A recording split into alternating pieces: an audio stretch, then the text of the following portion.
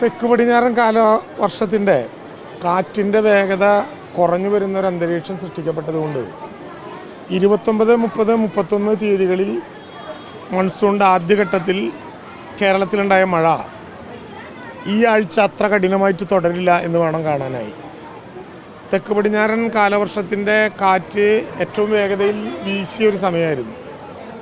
എന്നാൽ അതിൻ്റെ വേഗത കുറഞ്ഞു എന്നുള്ളത് കൊണ്ട് തന്നെ കാലവർഷത്തിൻ്റെ ഭാഗമായിട്ടുള്ള മഴയുണ്ടായിരിക്കും എന്നല്ലാതെ ഈ വരുന്ന ആഴ്ചക്കാലം അത്ര കഠിനമായിട്ടുള്ള മഴയിലേക്ക് പോകുന്നില്ല. വടക്കൻ ജില്ലകളിൽ കണ്ണൂരും കാസർഗോഡും തീരദേശം കേന്ദ്രീകരിച്ച് സാമാന്യം ശക്തമായിട്ടുള്ള മഴ തന്നെയാണെങ്കിലും അത് വളരെ വ്യാപകമായി സംസ്ഥാനത്ത് ഉടനീളം പെയ്യുന്ന കണക്കിലേക്ക് തൽക്കാലം വരുന്നില്ല. ഇതിൻ്റെ അർത്ഥം മഴ പൂർണ്ണമായിട്ട് പോയി എന്നല്ല. ഈ ആഴ്ചക്കാലത്തെ സ്ഥിതിവിശേഷമാണ് ഞാൻ പറഞ്ഞത്. ഒരാഴ്ചക്കാലത്തെ അവധിക്ക് ശേഷം വീണ്ടും മഴ കൂടുതൽ കടുക്കാവുന്ന അന്തരീക്ഷത്തിലേക്ക് കടക്കുമെന്ന് തന്നെയാണ് ഇപ്പോഴത്തെ പ്രവചനവുമായി ബന്ധപ്പെട്ട് നമുക്ക് ലഭ്യമാകുന്നത്. സാധാരണ മൺസൂണിന് അതിൻ്റെ വരവ് ആദ്യഘട്ടത്തിലൊന്ന് വന്നു കഴിഞ്ഞാൽ ഒരു മൺസൂൺ ബ്രേക്ക് ഉണ്ടാകാറുണ്ട്.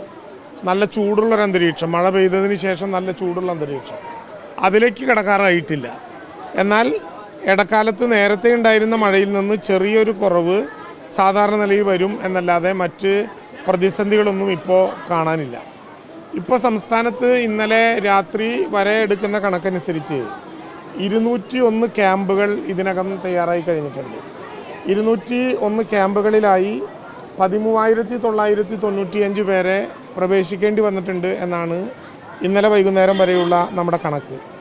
ഇതിൽ 40 ക്യാമ്പുകൾ ഇന്നലെ തുടങ്ങേണ്ടി വന്നതാണ്. 40 ക്യാമ്പുകളിലായി 7,071 ആളുകൾ പുതിയതായി വന്ന ക്യാമ്പുകളിൽ വന്നവരുൾപ്പെടെയാണ് ഞാൻ പറഞ്ഞ കണക്കുണ്ടാവുക. 9 വീടുകൾ പൂർണ്ണമായിട്ടും തകർന്ന കണക്കാണ് നമുക്ക് ലഭ്യമായിട്ടുള്ളത്. 273 വീടുകൾ ഭാഗികമായിട്ടുള്ള തകർച്ച കാണാനുണ്ട് താനും. എന്തായാലും പ്രകൃതി ദുരന്തവുമായി ബന്ധപ്പെട്ട നാശനഷ്ടങ്ങളുടെ കണക്ക് പൂർണ്ണമല്ല. റവന്യൂ ഉദ്യോഗസ്ഥന്മാരും മറ്റ് തദ്ദേശ സ്വയംഭരണ വകുപ്പിൻ്റെ ഉദ്യോഗസ്ഥന്മാരുമൊക്കെ ഈ ദിവസങ്ങളിൽ പ്രധാനമായിട്ടും കേന്ദ്രീകരിച്ചിട്ടുണ്ടാവുക ദുരന്ത നിവാരണ പ്രവർത്തനങ്ങൾക്കാണ് എന്നുള്ളതുകൊണ്ട് ഇതുമായി ബന്ധപ്പെട്ട നാശനഷ്ടങ്ങളുടെ കണക്ക് അതിവേഗം തയ്യാറാക്കാനുള്ള ഒരുക്കത്തിലാണ്. ബന്ധപ്പെട്ടവരെല്ലാം വില്ലേജ് ഓഫീസുകൾക്ക് നിർദ്ദേശം നൽകുക, അല്ലെങ്കിൽ വിവരം നൽകുക. അതിനുശേഷം പഞ്ചായത്തിലെ AE വന്ന കാര്യങ്ങൾ പരിശോധിച്ച് കൃത്യമായിട്ടുള്ള തയ്യാറെടുപ്പുകളോടുകൂടി ആവശ്യമായിട്ടുള്ള പരമാവധി നഷ്ടപരിഹാരം ആളുകൾക്ക് എത്തിക്കാൻ വേണ്ടിയിട്ടുള്ള നടപടിക്രമങ്ങൾ ഇപ്പോൾ നമ്മൾ മുന്നോട്ട് പോകുന്നുണ്ട്. കപ്പലപകടവുമായി ബന്ധപ്പെട്ട് വൈകുന്നേരം 6 മണി വരെയുള്ള കണക്കനുസരിച്ച് 58 കണ്ടെയ്നറുകൾ ഇപ്പോൾ തീരദേശത്ത് ലഭ്യമായി കഴിഞ്ഞു. കൊല്ലത്ത് 44-ഉം തിരുവനന്തപുരത്ത് 12-ഉം ആലപ്പുഴയിൽ 2-ഉമാണ് കണ്ടെയ്നറുകൾ ലഭിച്ചിട്ടുള്ളത്. ഇതനുസരിച്ച് 58 കണ്ടെയ്നറുകളാണ് ഇതിനകം നമ്മുടെ തീരദേശത്ത് വന്നിട്ടുള്ളത്. കണ്ടെയ്നറുകളുടെ വരവിനി വല്ലാതെ ഭീകരമായി തീരദേശത്തേക്ക് വരുമെന്ന് കരുതുന്നില്ല.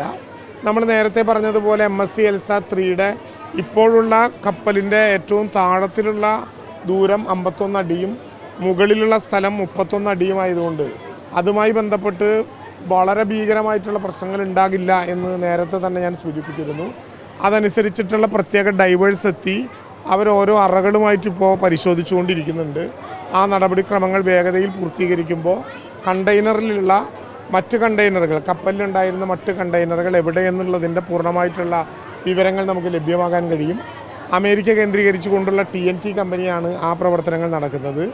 തീരദേശത്തേക്ക് അടുത്തുകൊണ്ടിരിക്കുന്ന കണ്ടെയ്നറുകളെ സംബന്ധിച്ച് നോക്കുന്ന വിശ്വകർമ്മ പോണ്ടിച്ചേരി അവരും അവരുടെ പ്രിലിമിനറി റിപ്പോർട്ട് ഇപ്പോൾ സമർപ്പിച്ചിട്ടുണ്ട്. ഇതിൻ്റെ രണ്ടിൻ്റെയും അടിസ്ഥാനത്തിൽ വലിയ പ്രയാസങ്ങളില്ലാതെ പോകാൻ കഴിയും എന്നാണ് നമ്മളിപ്പോൾ കാണുകയും ചെയ്യുന്നത്.